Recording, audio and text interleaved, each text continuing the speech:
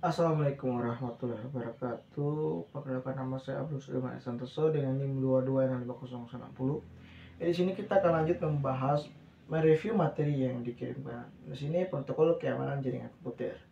Oke, mungkin langsung saja ke videonya. Next slide. Nah, konsep dasar keamanan jaringan komputer. Di sini tidak ada jaringan yang anti sadap atau tidak ada jaringan komputer yang benar-benar aman. Oke, next lagi. Keamanan jaringan komputer adalah proses untuk mencegah dan mengidentifikasi pengguna yang tidak sah dari jaringan komputer.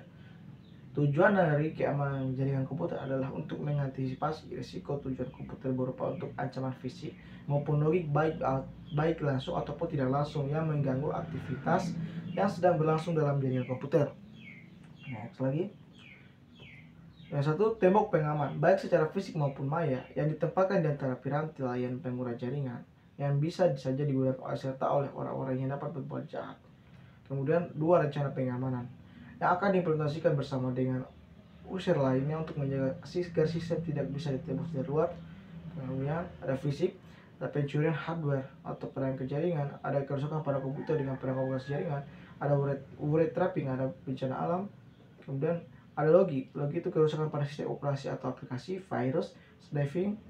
Seterusnya, beberapa bentuk ancaman jaringan komputer yaitu ada snapper, peralatan yang dapat memonitor pos yang sedang berlangsung, spoofing, penggunaan komputer untuk meniru dengan cara menimpa identitas atau alamat IP, remote attack atau segala bentuk serangan terhadap suatu mesin di mana penyerangnya tidak memiliki kendali terhadap mesin tersebut karena dilakukan dari jarak jauh dari luar sistem jaringan atau media transmisi. Lagi, ada hole, kondisi dari software atau hardware yang bisa diakses oleh pemakai yang tidak memiliki otoritas atau meningkatnya tingkat pengaksesan tanpa memproses otorisasi. Ada peer hacking atau perilaku menjadikan sistem pengaman telepon melemah. Ada hacker, orang yang secara diam-diam mempelajari sistem yang biasa suka dimengerti untuk kemudian mengolahnya dan men-share hasil uji coba dilakukan. Hacker sama ini tidak merusak sistem. Ada cracker, orang yang secara diam-diam mempelajari sistem dengan maksud jahat. Yang kedua, ada munculnya karena sifat dasar manusia yang selalu ingin membangun, salah satunya merusak. Lagi, cracker ciri-cirinya itu bisa membuat program C atau C++ atau Perl dan memiliki pengetahuan TCP/IP, menggunakan sistem operasi Unix atau VMS, terhubung kaitan dengan menjalankan aksinya, melakukan aksinya pada malam hari dengan alasan waktu yang memungkinkan, jalur komunikasi tidak padat dan tidak mudah diketahui orang lain. Ada mulai cracker, faktor melakukan serangan. Ada spy, untuk kecewa atau balas dendam. Sport, petualangan. Profit, mencari keuntungan dari barang orang lain. Curiosity, mencari perhatian. Politics, alasan politik. Kemudian ada kelemahan manusia, human error, kelemahan perangkat keras komputer, kelemahan sistem operasi jaringan, kelemahan sistem jaringan komunikasi. Kemudian metode penyerangan keamanan jaringan komputer, ada EAV dropping, mendapatkan duplikasi pesan tanpa izin. Ada mass forwarding, mengirim atau mengirim pesan yang menggunakan ITS lain tanpa izin. Kita message tempering, mencegah atau menangkap pesan yang dan mengubah isinya sebelum dilanjutkan ke penerima sebenarnya. Ada replay, menyimpan pesan yang ditangkap untuk pemakainya berikutnya. Kemudian ada denial of service, mempelajari saluran dan sesumber lain dengan pesan yang bertujuan untuk menggagalkan pengaksesan pemakai lain. Next lagi. Ada kategori serangan keamanan jaringan komputer, yaitu intrusion, suatu sistem diserang sehingga menjadi tidak tersedia atau tidak dapat dipakai oleh yang berwenang. Contoh, perusakan atau modifikasi terhadap piranti keras atau saluran jaringan. Kemudian ada interception, user tidak pihak unauthorized mendapatkan akses file. Contoh, penyadapan terhadap data dalam suatu jaringan. Nah, serangan dalam keamanan jaringan komputer. Modification, user tidak berhak dapat mendapat akses tapi juga dapat mengubahnya. Nah, contoh perubahan nilai file data, modifikasi program sehingga berjalan dengan tidak semestinya, modifikasi pesan yang sedang ditransmisi dalam jaringan. Next. Ada fabrication, user tidak berwenang menyiapkan objek palsu dan keamanan sistem, contoh pengiriman pesan palsu kepada orang lain. Next lagi. Ada pengendalian. Nah, pertama ini ada membatasi akses, melakukan pembatasan sehingga memperkecil peluang penembusan oleh pemakai yang tidak diotorisasi. Misalnya pembatasan login, pembatasan jumlah usaha login, tingkat akses yang diizinkan. Kemudian ada mekanisme kendali akses, melakukan user authentication, yaitu masalah identifikasi pemakai ketika login. Metode autentikasi didasarkan pada cara sesuatu yang dikatakan pemakai, misalnya password, kombinasi kunci, nama kecil ibu mertua dan sebagainya. sesuatu yang dipakai, misalnya badge, kartu identitas, dan kunci dan lain sebagainya. Kemudian ada sesuatu dengan ciri pemakai, misalnya sidik jari, sidik suara, foto, tanda tangan, segala dan sebagainya. Yang ketiga, waspada terhadap rekayasa sosial, mengaku sebagai eksekutif yang tidak berhasil mengakses dengan menghubungi administrator via telepon atau fax. Mengaku sebagai administrator yang perlu mendiagnosa masalah network dengan menghubungkan end user via email atau fax surat. Mengaku sebagai petugas keamanan e-commerce dan dengan menghubungi konsumen dan telah diredaksi untuk mengulang kembali transaksi yang dilakukan di form yang disediakan olehnya.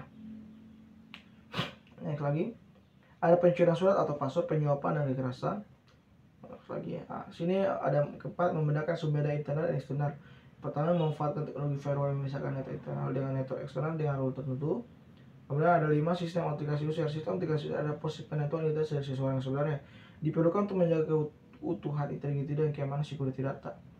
Lagi, ada upaya pengamanan proteksi password. Upaya untuk mengamankan proteksi password antara lain salting, menambahkan string pendek pada string password yang diberikan pemakai hingga mencapai panjang password tertentu. On time password OTP, user harus mengganti password secara teratur. User mendapat satu buku berisi data password.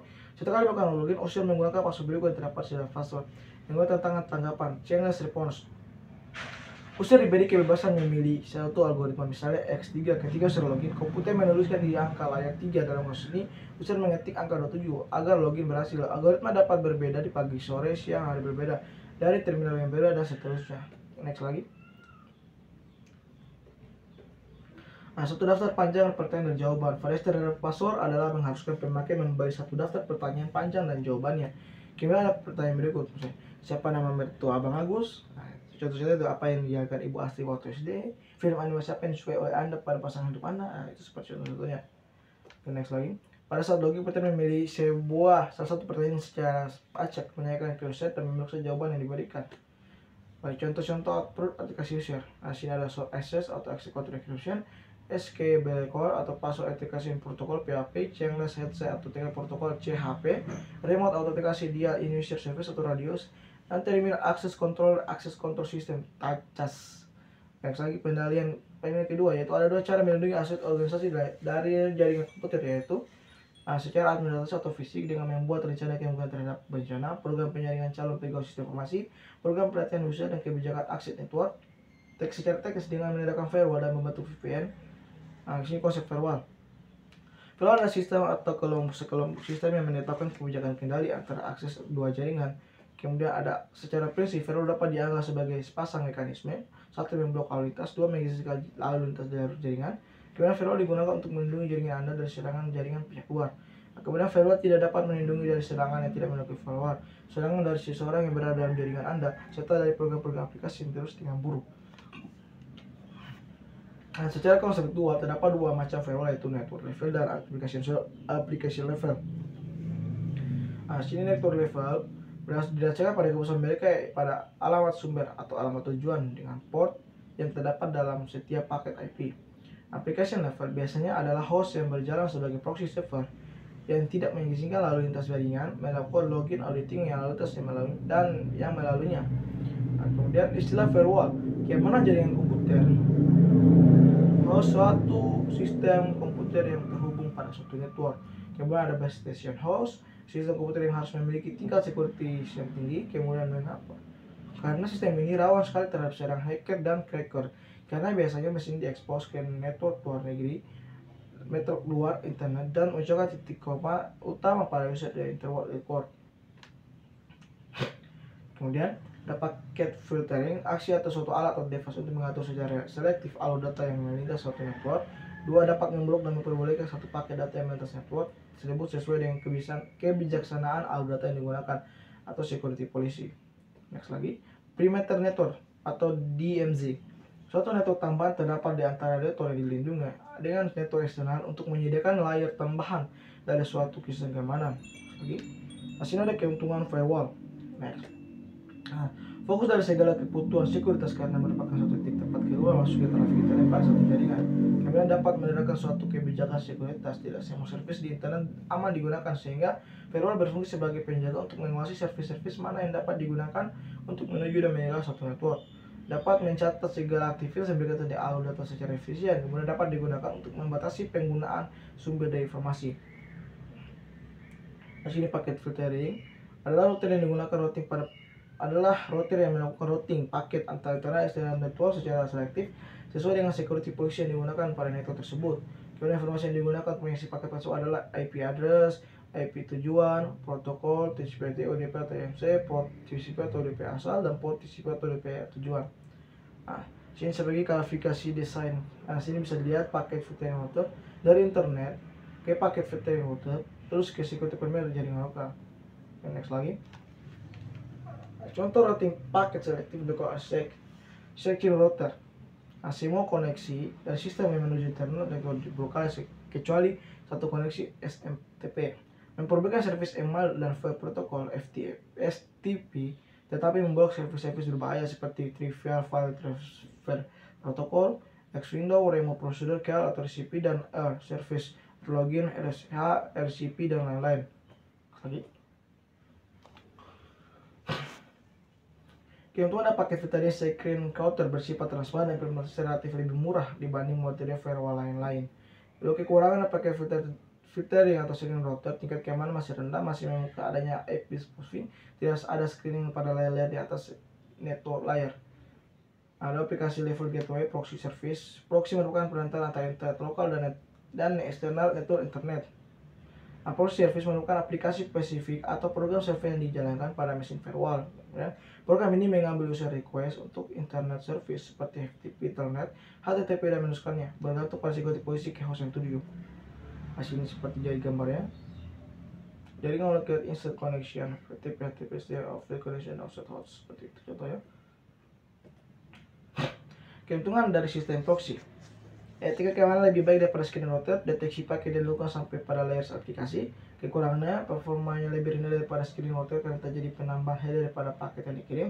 Aplikasi yang disupport oleh versi terbatas sistem ini kurang transparan. Lagi.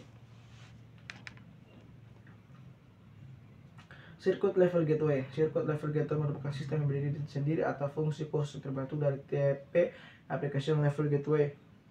TPN tidak mengizinkan koneksi TCP dan end-to-end langsung. Nah, seperti gambarnya bisa dilihat sendiri. Terus lagi, cara kerja circuit level gateway adalah gateway mengatur kedua hubungan TCP tersebut, satu antara diri dengan TCP pengguna lokal host, serta satu lagi antara dirinya dengan TCP pengguna luar.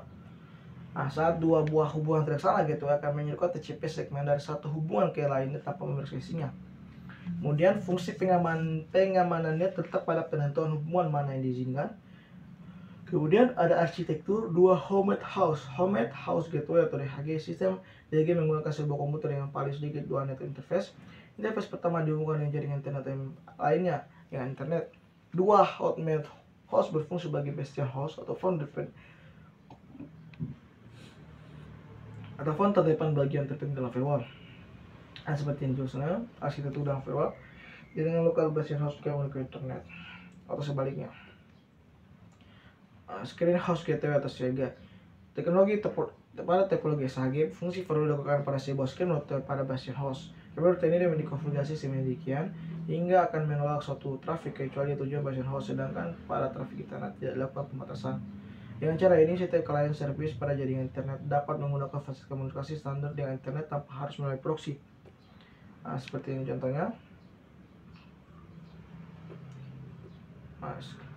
Arsitektur screen subnet atau screen subnet gateway atau SSG firewall dengan arsitektur segment subnet menggunakan dua screen router dan jaringan tengah perimeter network antara kedua router tersebut, di mana tempatkan di bastion host. Kemudian kelebihan susunan ini akan terlihat pada waktu optimasi penempatan server.